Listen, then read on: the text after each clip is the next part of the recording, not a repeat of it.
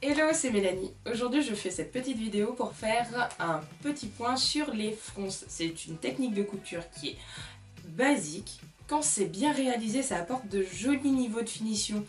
On en voit à peu près partout en ce moment. On en voit sur les cols, au bas des manches, des bandes en dessous d'une blouse, sur les jupes. Vraiment, pour faire des petits volants, vraiment les fronces sont à peu près partout et c'est hyper mignon. Je vous propose de vous montrer comment faire de jolies fronces régulières. C'est parti!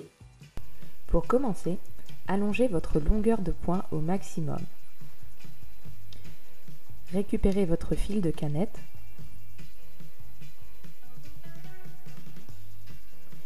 et tirez vos deux fils vers l'arrière en laissant une bonne longueur.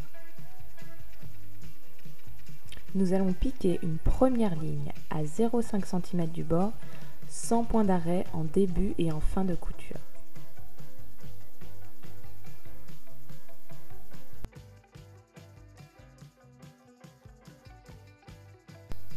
En fin de couture, laissez une bonne longueur de fil. Nous en aurons besoin pour former nos fronces. Après cette première ligne de fronce, nous allons en piquer une deuxième à 1 cm du bord. Comme pour la première piqûre, on ne fait pas de point d'arrêt et on laisse dépasser les fils en début et en fin de couture. Pour l'exemple, j'ai volontairement mis mon fil de canette en blanc. Je vais tirer sur ce fil de canette pour commencer à créer les fronces.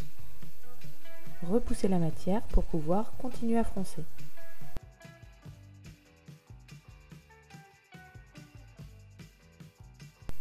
Continuez ainsi jusqu'à ce que la pièce froncée ait la bonne dimension. Vous pouvez récupérer les fils de canette de l'autre côté de la pièce et faire pareil pour avoir plus de facilité à répartir les fronces ensuite. Une fois que votre pièce a la dimension souhaitée, faites des nœuds aux extrémités des fils.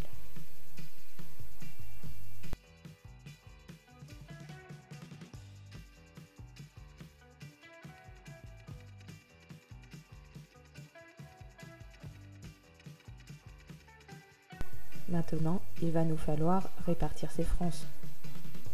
Pour ce faire, faites glisser la matière entre vos doigts. Allez-y délicatement jusqu'à obtenir un résultat régulier et satisfaisant. Cette étape est vraiment essentielle pour avoir de belles finitions. Prenez votre temps.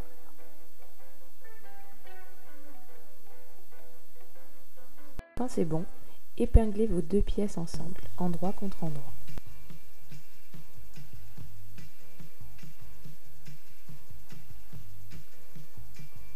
Avant d'assembler les deux pièces, on revient à une longueur de point normale. Et on pique en faisant des points d'arrêt en début et en fin de couture cette fois-ci. Piquez en prenant votre temps. N'hésitez pas à bien guider la matière pour qu'aucun pli disgracieux ne se crée.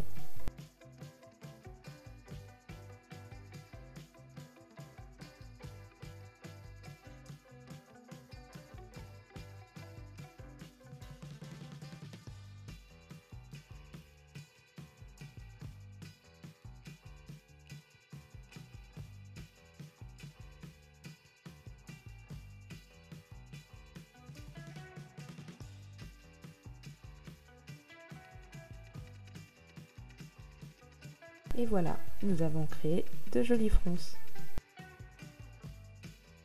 Repassez votre ouvrage et dirigez les valeurs de couture froncées vers le haut. Si une de vos lignes de fronce se voit sur l'endroit, n'hésitez pas à l'enlever.